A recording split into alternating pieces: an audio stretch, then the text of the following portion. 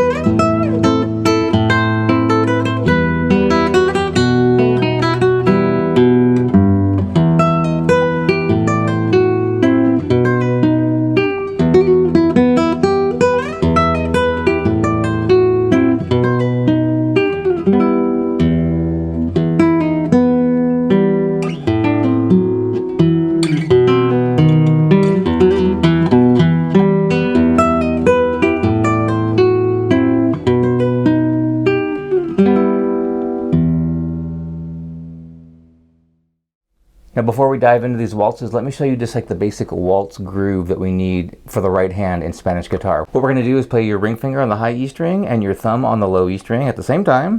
You can do a rest stroke with your thumb, which is a little harder to do if you're doing a simultaneous free stroke with your ring finger. So you don't have to do that, but it'll be something to work on. And then with these 2 fingers, your index and middle, we're going to play the second and third strings twice. So we're just simply doing this. 1, 2, 3.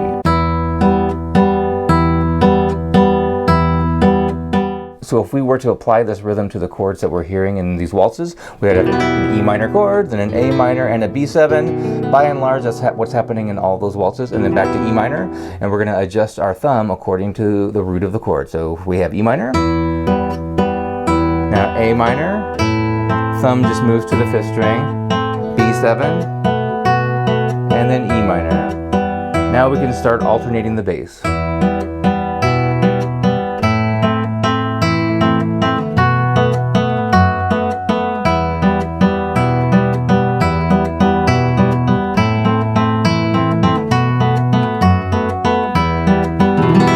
Really great to get that going first, just to capture the essence of what's happening in these waltzes, and that's really going to give you a leg up when you get started. Okay, the first waltz from this 3-waltz medley is called Spanish Waltz. We don't know who the author of this was, but you see it in some classical guitar books just as anonymous.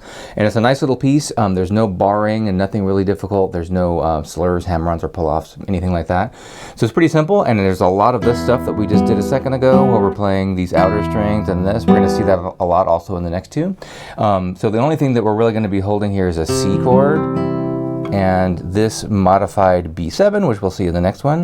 Very common way to play B7 when you're not strumming the whole chord. So B7 is this, we'll see that later. We're just going to be playing it that way, and then of course an E minor chord. So it begins this way, exactly what we were doing, and then we have some melody notes just on this string. Make sure you use these fingers. Middle finger goes to the 7th fret, and if you can, try to get a slide sound. You don't have to, but I think it sounds pretty cool. You notice sometimes I'll do a rest stroke, sometimes I won't on that first string. When we have multiple notes on the same string, we can get away with doing this picado technique, we call it. Rest strokes, you certainly don't have to, but sometimes we can really bring out more volume and it can sound a little more 3-dimensional, especially if you don't do it all the time, just here and there. I'm kind of doing it sometimes when I do the slide. That gives me more volume for the slide.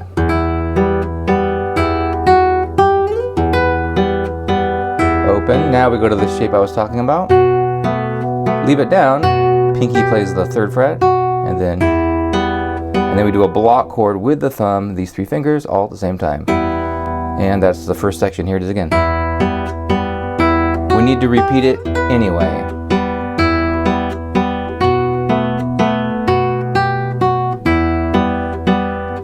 And the next part we go to this. Now this part I shortened it just to make everything not too long, but this is really how it goes in the next part. I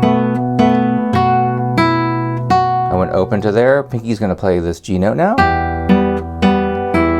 Now this is my shortened section. I jumped ahead here and we have these thumb melody notes, and we're back.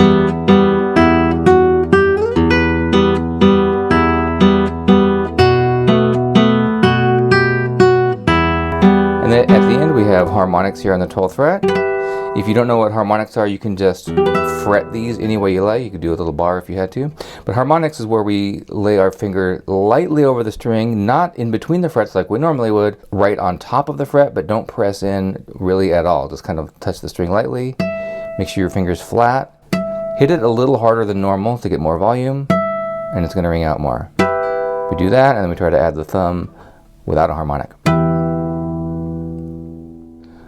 The way I wrote the last measure of Spanish Waltz, we morph into Mi Favorita. Now this one is another, really fun to play, but it's another one of these anonymous waltzes. You'll see it attributed to Daniel Fortea, who I believe was a student of Francisco Tárrega's, but we're really not sure who wrote this, but it's really nice. So we ended like this with Spanish Waltz, 1, 2, and on the third beat we're going to play this pickup note here with our middle finger, and we do exactly what we did in Spanish Waltz. Try to get a slide if you can. But now it's going to get more involved. We're doing this little motion here. Really interesting sound. We're in the key of E minor, an E minor chord. This is a fifth, this B note, and this is kind of reminiscent of like the Hungarian minor scale. You know what that is, the harmonic minor. But we add kind of a flat 5 to that, or a sharp 4. And it sounds much more, I don't know what you would call it, more gypsy-ish or something. So that's what that note kind of really means in this context. So we're going here. I'm reserving my ring finger of the right hand to keep playing on the first beat. That 7th fret up here on that first string. The rest I'm just trying to alternate. You can use whatever fingers you like.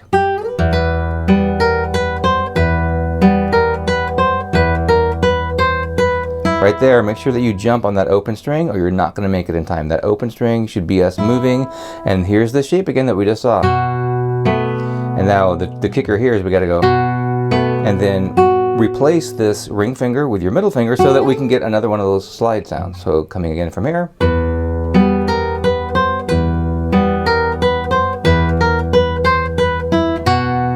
Replacing my middle finger. Now slide up. Now in this song, as opposed to Spanish Waltz, we do need to do some barring, just some half bars, or in this case we need to do a 2/3 bar, 4 out of 6 strings.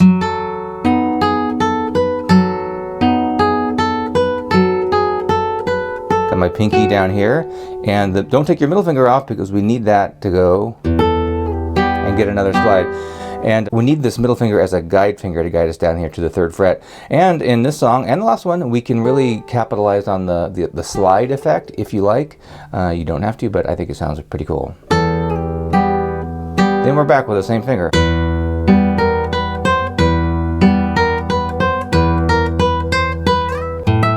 See there, I got another one of those slide sounds, and then we're going to go down here to a half bar on the 5th fret and play a block chord again. The thing that happens with these waltzes a lot is we want to do staccato on the 2nd beat, sometimes if we can. So going back to what we did earlier, 1, 2, kill the strings right there, and then don't kill them this time. It's just a subtle thing that you can add to make it sound better. Like so, watch.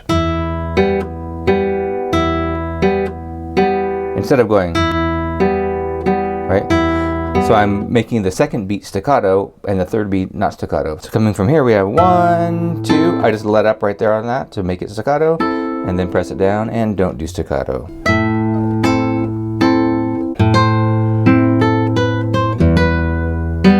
I'm going to use my ring and pinky here just so I'm set up for this chord again.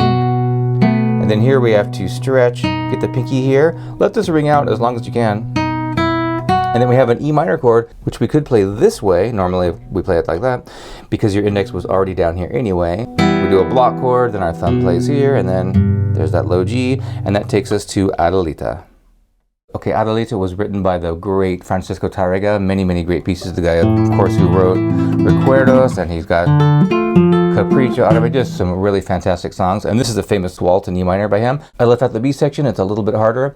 But this one definitely has more challenges for us. We need to do pull-offs with our pinky to our ring finger. Some people do it with these two fingers. Those are stronger fingers, so you could do that. I'm doing it like this. We are going to have a full bar, and just some more challenges overall. A lot more slurs. And of course we have this little, what we could call a mordant little grace note thing here with a hammer on the pull-off.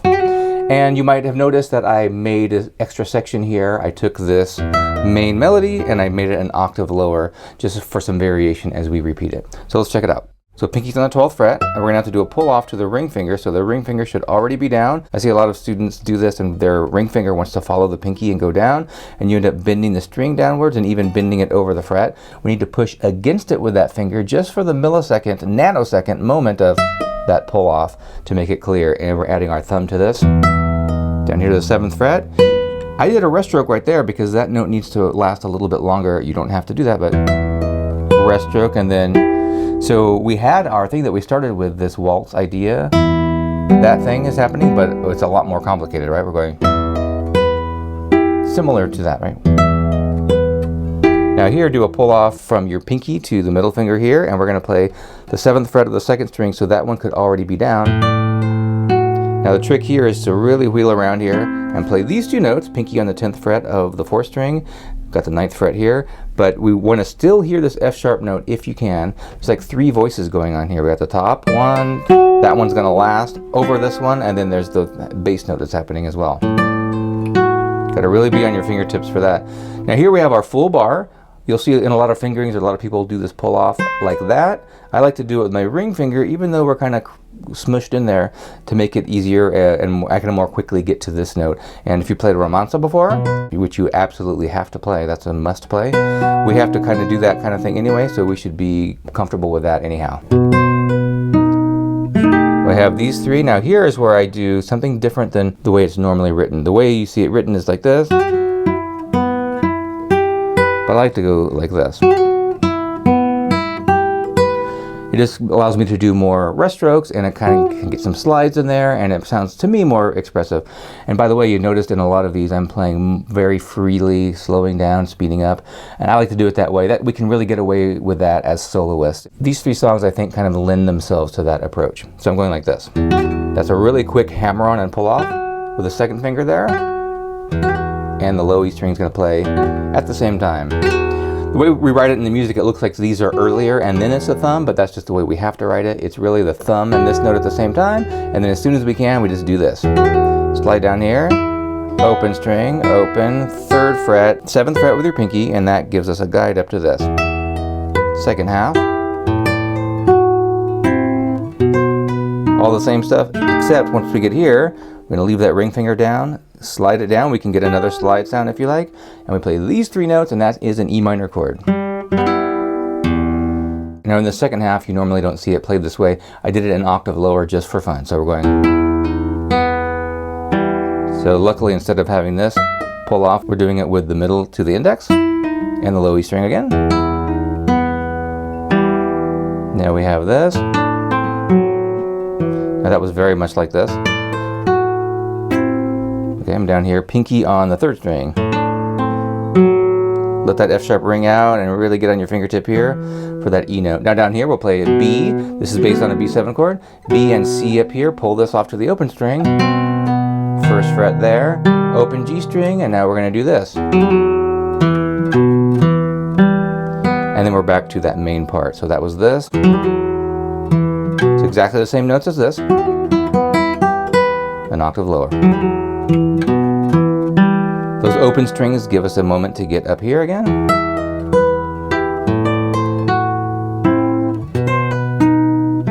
And then we end on that E minor chord. So that's my little 3 Spanish waltz medley. There's many, many more great waltzes, of course, especially South American waltzes. You can get the sheet music for this below, and I'll see you in the next video.